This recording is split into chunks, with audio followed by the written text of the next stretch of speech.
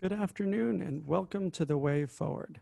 I'm Doug Schwartz, Associate Vice President of the Quinnipiac University Poll, and I'm honored to be here today with these esteemed guests. Our first guest today is Connecticut Secretary of the State, Denise Merrill.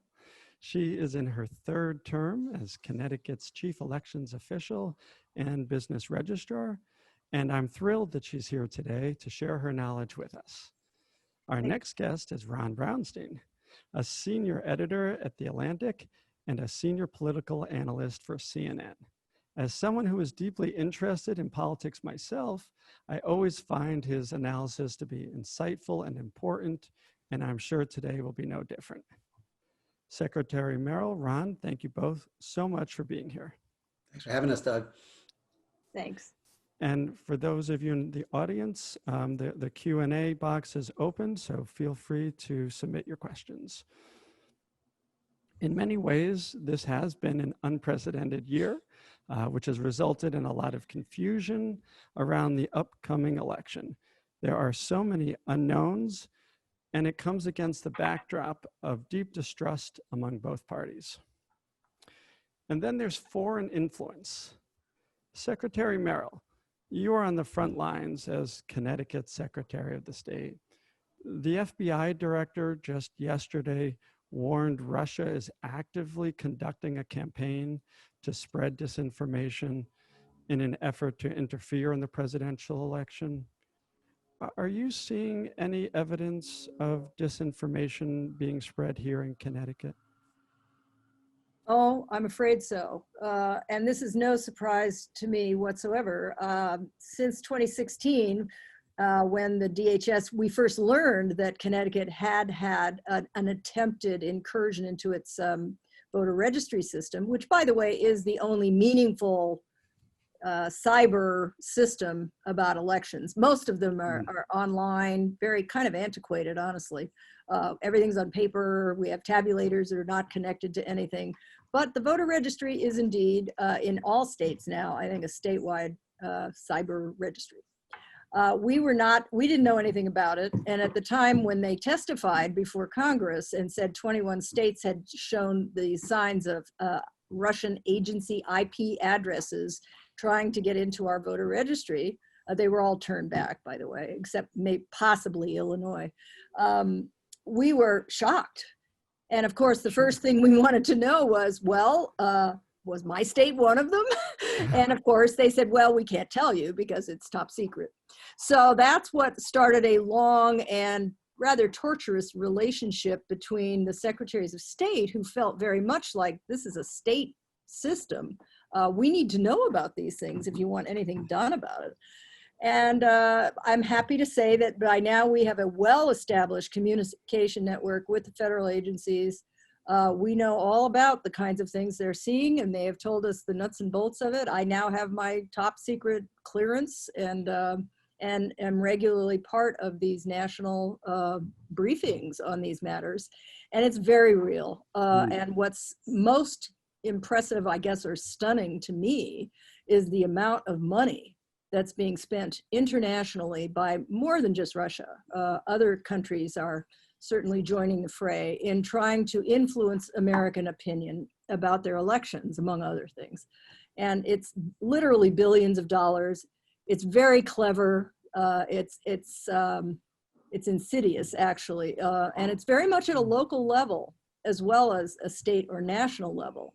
The biggest risk we have is probably phishing emails that come in through unwitting local officials like registrars and clerks who open something from their family, perhaps, and that can corrupt an entire voter registry. So, and there have been instances across the country that this sort of thing has happened. Now, of course, we uncover it very quickly, but it means the damage is done, and the damage is to public trust in elections, and that is the most dangerous thing of all.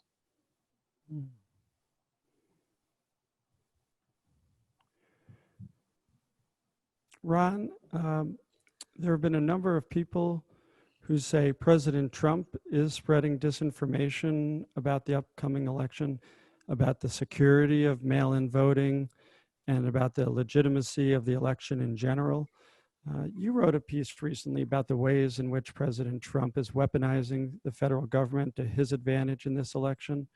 Could you talk a little about that? What is the Trump administration doing differently than past administrations? Sure, and thanks for having me. And I have to exhale after listening to that from the Secretary, Merrill. I mean, that was a little ominous, with individual clerks being phished and the threat that it raises. It's just a reminder of kind of the world that we are in. I've been writing about American politics since the early 1980s as my 10th presidential campaign.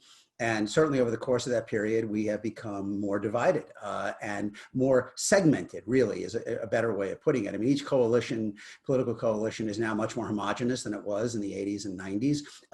The differences between them is smaller and the distance between them is larger. And that, I think that kind of sense that they are representing two Americas that don't interact much, that don't that seem increasingly antagonistic toward the other, has inspired a kind of vision of kind of winner take all politics, that any tool that can be used should be used by the sides. And, we've kind of seen the steady escalation, the retrenchment of the filibuster, the kind of landmark moment when Mitch McConnell would not allow a vote on Merrick Garland for the entire 2016. And then Trump comes into office, and as someone who styles himself and believes himself to be a disruptor or someone who's not held in constraint by normal bounds. And he moves, I think, further, faster, and more ominously, again, to use that word, than any president before him to weaponize every element of the federal government for the advantage of him and his party, and in many ways to diminish the ability of, the parts of America where he's less popular to resist him. I mean, when he said the other day that if you take out the blue states, we're doing fine, that was incredibly revealing of his mindset. I mean, I think President Trump sees himself as the president of Red America, and in many ways, as I've written, as a wartime president for Red America against Blue America. I mean, his goal from the beginning has not been to win over, whether it's the states or the metro areas within the states that have been most resistant to him. It's been to demonize them and to use them as a foil to mobilize his own base. And as part of that, yes, when administrations change, you expect the head of the EPA to change and policies on environmental regulation to change. In the past, you have not expected career prosecutors at the Justice Department to have different approaches to who gets charged or who doesn't. You have not expected the census to be systematically, in multiple ways, realigned to try to produce an outcome that is beneficial to one party. The Postal Service, the Postal Service, you hired, you put political supporters there. James Farley, who was Roosevelt's campaign manager in the 30s, of course, was the Postmaster General.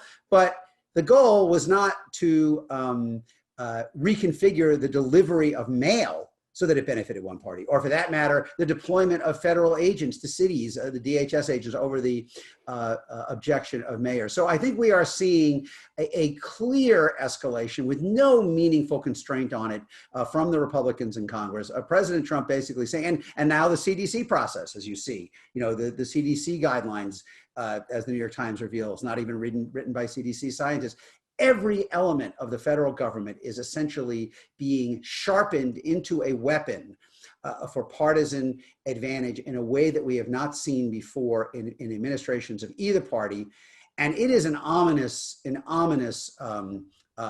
to use that word, direction as a final thought, because this is what, one of the things you see in authoritarian governments is the use of federal power to benefit one faction at the expense of the other. And as I've written, Doug, as you know, it feels to me almost as if Jefferson Davis and not Abraham Lincoln had got elected president in 1860 and then used federal power to try to strengthen the South, to fortify the South in the coming sectional conflict. That, I think, in essence, is what Trump is doing, that he is using federal power to bolster Red America and impose the priorities of Red America on Blue America, and to diminish the ability of Blue America to resist them.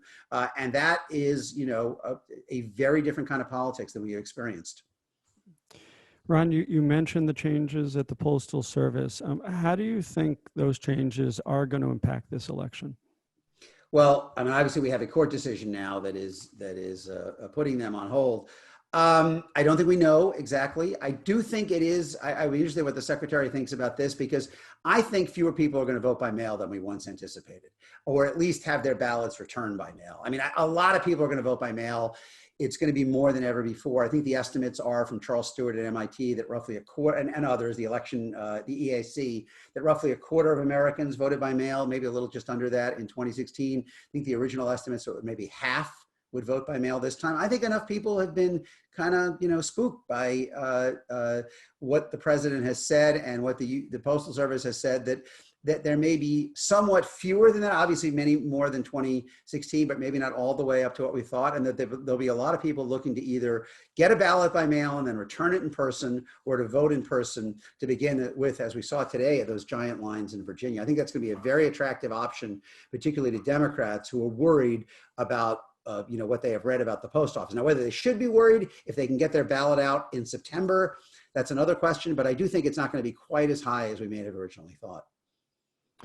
And Secretary Merrill, I wanted you to weigh in on this as well about this recent court case that sort of put a stop to the changes at the Postal Service. Do you think things, this ruling will change things before Election Day? I actually hope Ron is correct, just from a procedural point of view. But yes, I think the problems at the post office cannot be overstated. I saw it with my own eyes right there in Hartford, where there was a heap of metal where there had once been a sorting machine sitting in the parking lot. This is real. And that was what it took for me to open my eyes, because honestly, I'm from a generation where people sort of took elections for granted. I mean, we almost have a touching faith in elections in this country, or have had until now. No one ever asked how your ballot got processed, who did it, when did you count it, where did it go? And I'm called on to answer those questions every single day, multiple times, by everyone across the political spectrum. So I do think it's going to make a difference. It's going to make a structural difference. I can tell you in the primary, the delays that we had largely were because of Postal Service delays. Oh, wow. And of course, here we also had a major storm 1 week before the primary. And we're used to that here too. I mean, we had a major storm in 2011 and in 2012 as well. But the elections do go on. It's almost like the old saying about the Postal Service, the election will go on, come hell or high water. And that is sort of the attitude that a lot of elections people bring to this. But, the distrust and the questions that have been raised by all this cannot be overstated. And here in Connecticut, we've tried to counteract some of that by buying ballot boxes, which is a big deal here because we've never had these before. Many states use them routinely. I understand that in Washington and Oregon, they're on every street corner and you just drop your ballot in the ballot box.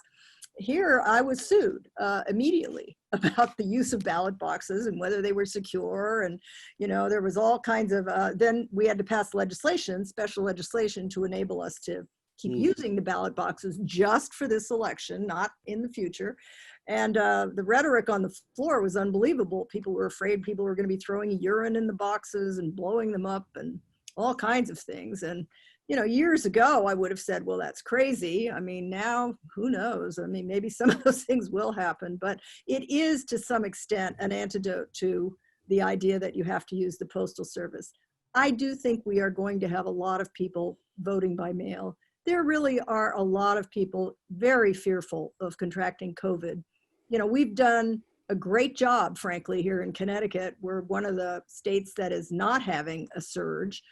We are, one of the least infected states around. We've taken many precautions. I hand it to our governor. He's hung tough through a lot of criticism on this, but people are worried about it. And I think the fact that we took steps to protect people's health and not have them have to make a choice between their health and their vote is very important to people. We do take our elections very seriously in this country, but I just feel like we're in such uncharted waters. I wouldn't even want to predict what's going to happen even a month from now. I mean, look at the changes we've gone through just in the last few weeks, and the kinds of court cases. The litigiousness of this election is already off the charts, and it hasn't even happened yet. I think it's going to make 2000 look quaint. The Bush v. Gore contest where, the hanging chads and all the questions about Florida. But in the end, we had someone named Al Gore who conceded in the interest of unity of the country.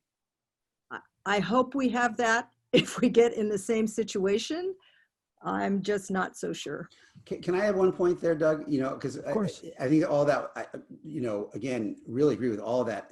Having spent 40 days and nights, biblical 40 days and nights in Tallahassee in 2000, I can attest to what a struggle that was. But I would say, in addition to the fact that Gore conceded, the other difference is I'm not sure a Supreme Court, if there may, there's going to be so many parallel state and so much parallel state and federal litigation after the election, if it's at all close. I mean, it's, if it is decisive, there may be, and it, it can probably be decisive only in one direction if you look at the polling. I mean, if Trump wins, it's going to be very narrowly. If Biden wins, it could be decisive, but it could also be close. And if it is decisive, it's possible that enough Republicans will say, okay, that's it, we're not going down this road. But if it's close, I don't know if you can count on Mitch McConnell to be kind of the voice of reason that says, let's not fight this to the end. And I think there are a couple big differences to 2000s. One is that Gore specifically, as I wrote recently, asked Jesse Jackson and other Democratic leaders not to protest, not to have street protests during the recount. I don't think that's going to be the case. I think that if there is a question of whether, if Biden appears to have won and Trump appears to be trying to reverse that, I think you're going to see more people in the street than at any point in American history. I will go out on a limb. I think that it will be the biggest social protest we've ever seen. It's possible more than 75 million people are going to vote for Biden, It's entirely possible he will get more than 75 million votes. There'll be a lot of people in the street. The other thing that I think is different, as I've looked through, and I commend to our listeners the wargaming scenarios done by the Transition Integrity Project, which are very chilling, which is a bipartisan group that has done wargaming of what could happen after the election. But one thing I think is different is that, Al Gore in 2000 said the Supreme Court has spoken, that's it. I'm not sure that's the case in 2020. 20 more years of a very partisan court that often breaks on 5-4 lines, that ended the Voting Rights Act effectively on a 5-4 party line decision, that ended Citizens United, on a 5-4, 5 Republican justice. There's been a lot of these kind of calls. And if there is a 5-4 decision with 5 Republican justices outvoting 4 Democratic justices in some way that stops a count in Wisconsin or Arizona or somewhere, I'm not sure that's where it ends. I'm really not. I think you could see it continue to be fought out through Congress. And there are all sorts of interesting questions about, what a deadlock looks like between the House and the Senate over which electors to accept. If Democrats win the Senate, very hard for Trump, I think. If Democrats have the House and the Senate, I'm not even sure the Supreme Court can overcome that. So we're going to be, if it's decisive, it's decisive. If it's not decisive, we could be facing a November and December, that are unlike any post-election period we've had, not to be too dramatic, since Abe Lincoln in 1860. Wow. I've been getting a bunch of questions, which is great. So I am going to pick one here for you, Secretary Merrill.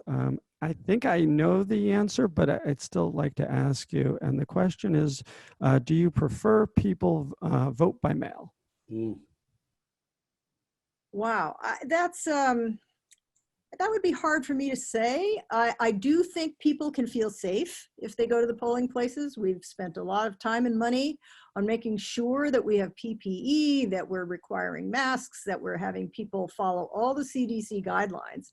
But I just really think people have to decide for themselves.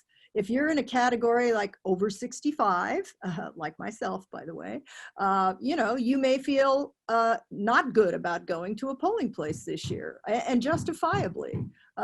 Certainly, there are many high-risk people, that probably should consider not going to the polling place.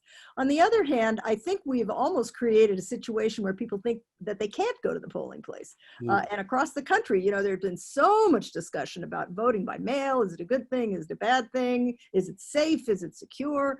That I think people are, and of course, we're now mailing in Connecticut applications to every single voter. So that gives them the impression, well, I guess this is what I'm supposed to do, you know? So that I think is contributing to some confusion on the point. I think as we get closer to election day, people will sort of, you know, make up their own minds and realize that, yes, I can still go to the polls. Although, who knows, maybe we'll have a sudden resurgence right here in Connecticut, just like everywhere else. It's all gonna depend on what's happening that last week. It's gonna come down to that last week, as always. Hey, Doug, can I ask a question? Can I ask the secretary a question real quick?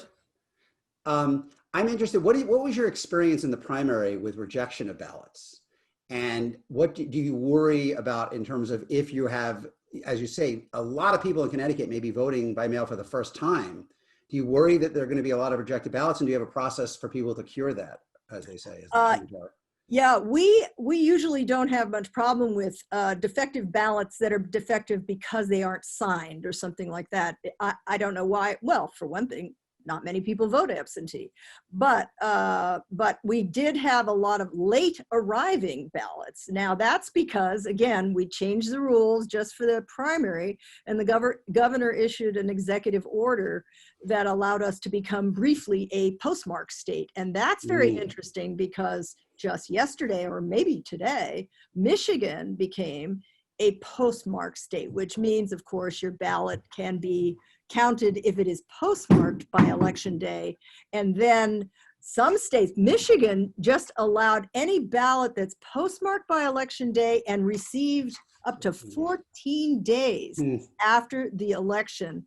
And California, it's 10 days. So, you know, those of you who are worried about results being late, you have a right to be worried. On the other hand, if you're one of those people that worries about every last vote counting, then you're probably happy when that happens. That is not the case. I want to hasten to say, in Connecticut, we are still not a postmark state for the general election. That was a one-time executive order for the primary.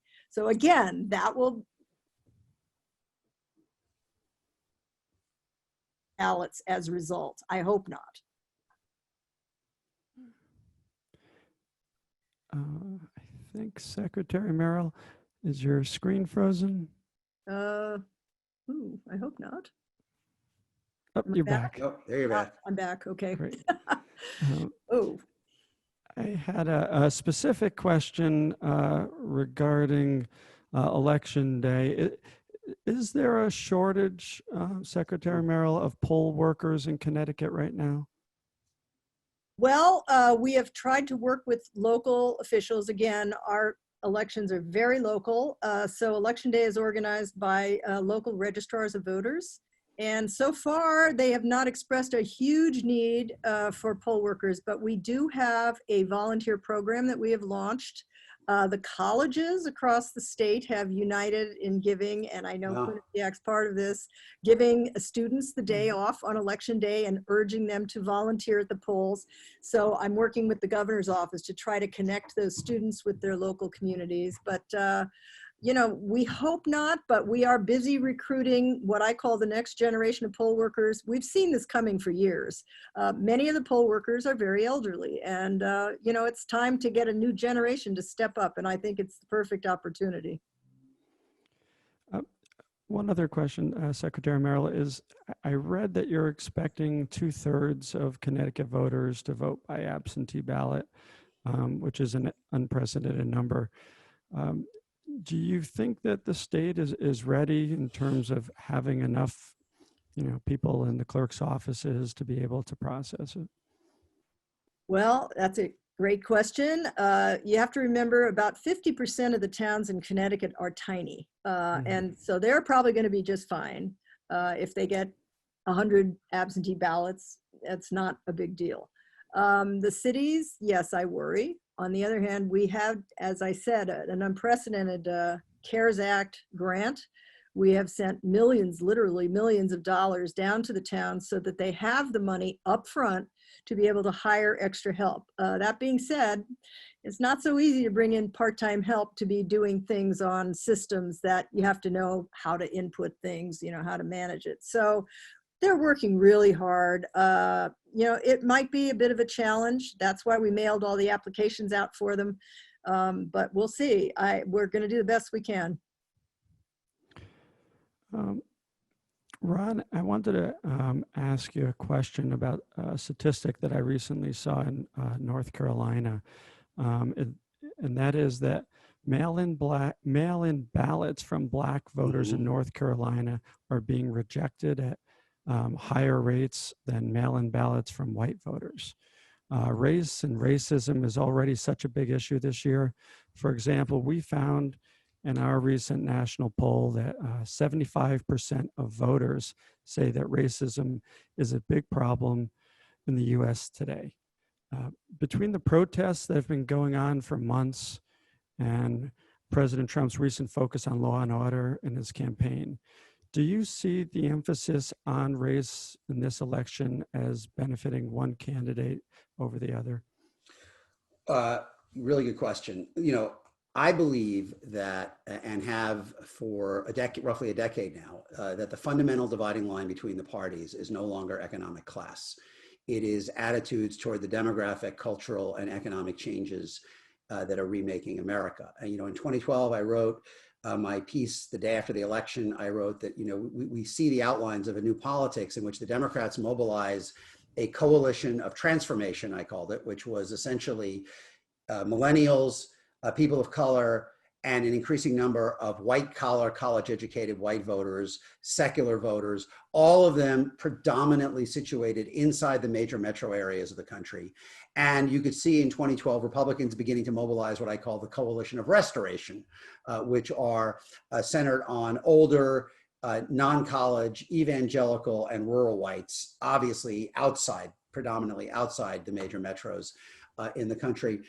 You know, 2016, by 2016, Trump, the impact of Trump and probably of Clinton too, just pushed this so much further. I mean, you know, Clinton won 87 of the 100 largest counties in America. She won them by a combined 15 million votes. They provided over half of all of her total votes. And Trump won over 2,600 of the other 3,000, you know, more than any candidate in either party since Reagan in 1984. And he also won the highest share of the vote among whites without a college degree of any candidate since Reagan in 84. And if you look, Doug, even then, you know, there were studies done by multiple political scientists. There's one group at UCLA, another, Brian Schaffner at Tufts, sorry, no one from Quinnipiac, that found that the single best predictor by far of who voted for Trump in 2016 was not feeling economic distress. It was the belief that systemic racism and sexism does not exist. That was the best predictor of support for Trump. In 2018, those two variables were again the strongest predictor of who voted Democrat and Republican in the House. And the correlation, the relationship was much stronger than it had been in the previous midterm in 2014. I think if you look forward to 2020 and you see the sorting that we are living through, where Trump, as you know from all of your polls, and we can go through many of your state polls, Trump is not quite as strong as he was in 2016 among whites without a college degree, but he's still really strong among them. He's probably in the mid 50s in the North, and he's still around 70 in the South. In North Carolina, you had South Carolina, he was at 70, Kentucky, he's at like 70. And meanwhile, Biden is on track to win more college-educated white voters than any Democratic nominee ever, without question. I mean, the poll out today had him plus 35 among them, which probably isn't right. But, you know, there's debate about whether any Democrat has ever won them at all, much less by 35.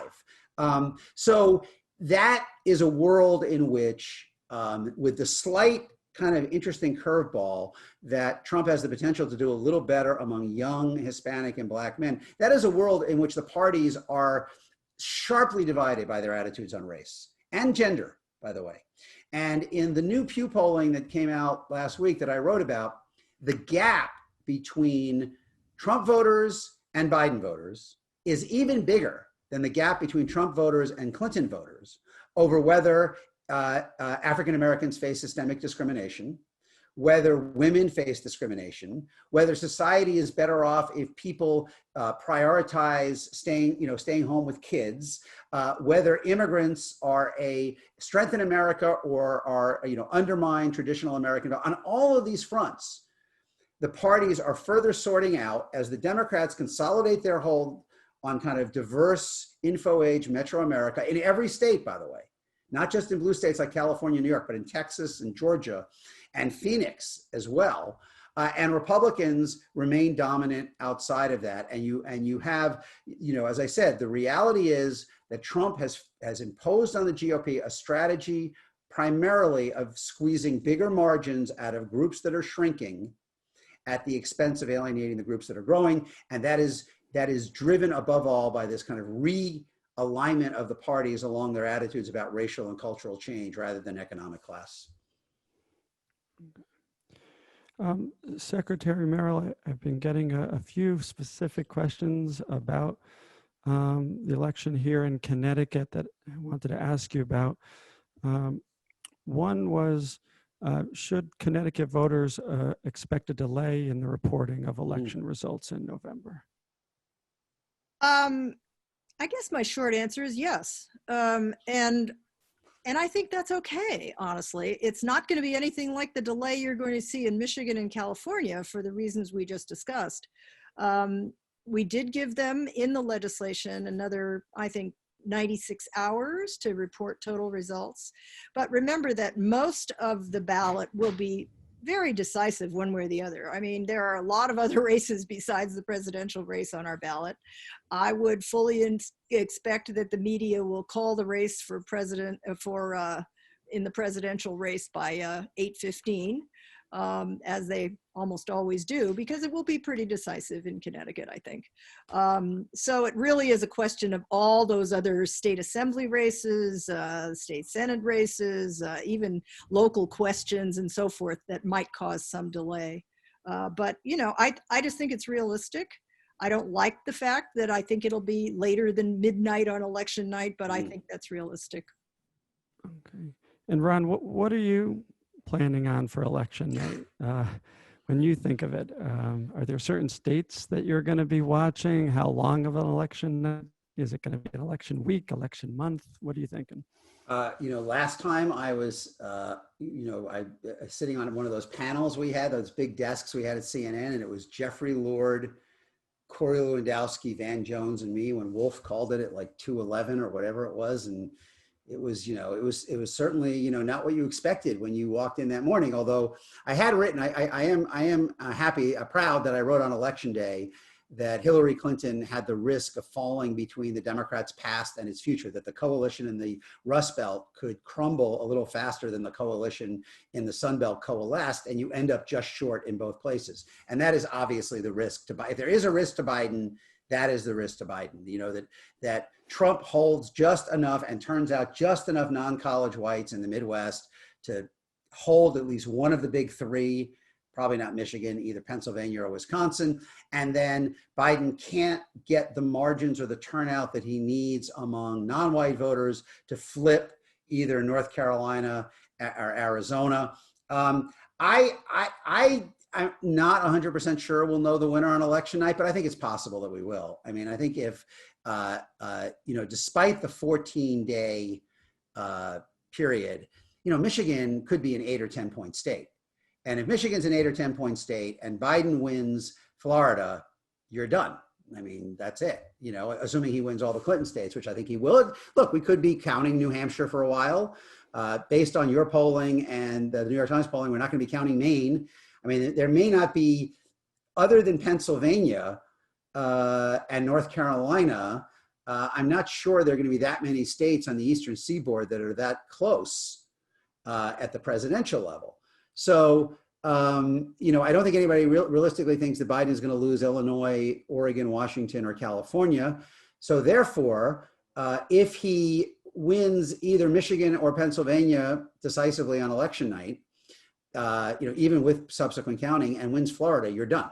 Now, it's possible that that won't happen, that, Florida always tends to get back to being a muddle and a difficult count, in which case, it could go on for a while, but I'm not convinced that it's going to be, 72 hours before we know the winner. I mean, Trump will have to recover for that to be the case. And he might. Today, I think that there would be enough states that would be decisive enough that we'd have a pretty good idea who won, even if we don't have it fully nailed down.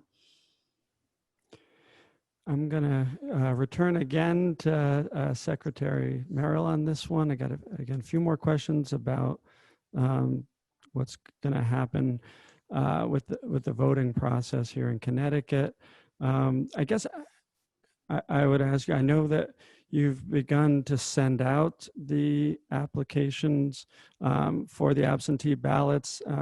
How's that going so far? They are all out. 2.1 million were mailed between, I think, the 9th and the 14th, something like that. So most of you will be getting them by the end of this week. Now, of course, you have to remember we did cut the list, as they say, on August 26th. So if you're someone who registered after that time, it will be up to you to ask for an absentee ballot application. You can get them on our website, as always, or you can get one from the town clerk. The clerks prefer if you use the mail-in ones because they're coded such that they can scan them in with the little wands. And that's going to be a big help in a city like Hartford, where they might expect 20 to 30,000 absentee ballots. It's a challenge. So, but yeah, it's going very well. I mean, it's always a question as to how accurate the lists are. And of course, we've been challenged on that as well. The lists are maintained at the local level again, and there is always a lag, and people frequently don't realize, for example, that when you move, your registration does not move with you. It's one of those shocks that people find out when they come up to vote and suddenly their name is not on that list. That's always a shock to people. So I always advise people, go to the website. We have a website where you can check to make sure that you are properly registered in the place where you actually live. It's called myvote.ct.gov, and it's a handy tool. You can also, for the first time in Connecticut at least, track your ballot. So you can go to that website and you can tell when the clerk logs in, either the fact that they sent you a ballot or that your ballot has been received. And you can be sure then that it will be counted because it's been logged in. So those are new features that we added very quickly in the last couple of months. And some of the challenges we've faced have been things like that. Things you take for granted in the private sector. I mean, for example, the credit card company knows exactly where you are at all times because you tend to update your records with your credit card company, but not so much with your voter registration. In fact, there's a lot of evidence that people start thinking about it about a week ahead of the election, and that's a problem. So what keeps, this one again for Secretary Merrill, what keeps you up at night? What is your biggest concern about the election right now? I guess I'd have to say everything. As I said before, I'm from a generation that never questioned any of this. I think everyone questions everything now, and I fear for our country. I am not looking forward to Election Day, I have to say, for the first time in my life. Because people are so on edge and so stressed out about so many things in our culture and our society today. The confluence of a major pandemic, the wildfires in the West. I'm from San Francisco, and my heart breaks for the West Coast and those beautiful areas that are burning out of control. I mean, it just feels like every day you wake up and some new tragedy has occurred. And of course, we all like to think none of this is our fault and none of this is anything we can do anything about, but it is contributing to an incredible malaise in the country. And the drama that's gone on in the last couple of years is not helping. And I think we're all just exhausted from it. And so, yeah, I have a lot of fears. I hope they don't come true. I'm still basically an optimist. And so I think we all have to do the best we can and just try to chill out a little bit. And I know that's hard for lots of people for lots of reasons, but there you have it. And what would you want the Connecticut voters to know? Is there any, specific message that you would really want them to think about before the election? Yeah, a couple. Vote early. Get it in there. And don't complain afterwards if your vote doesn't count because you didn't do it early enough. We're all responsible for each other. And I guess I still say your vote does matter. It matters tremendously, even academically, if you will. Even if it isn't literally true that Connecticut matters in the great sweep of the Electoral College and so forth. Just the very fact that you're participating in one of the greatest civic events of all times, the great American experiment, is important, and it's important to every person in the state. So don't give up that right. No matter how scared you are of contracting COVID, use one of these options we're trying so hard to provide you, and get out there and be part of it.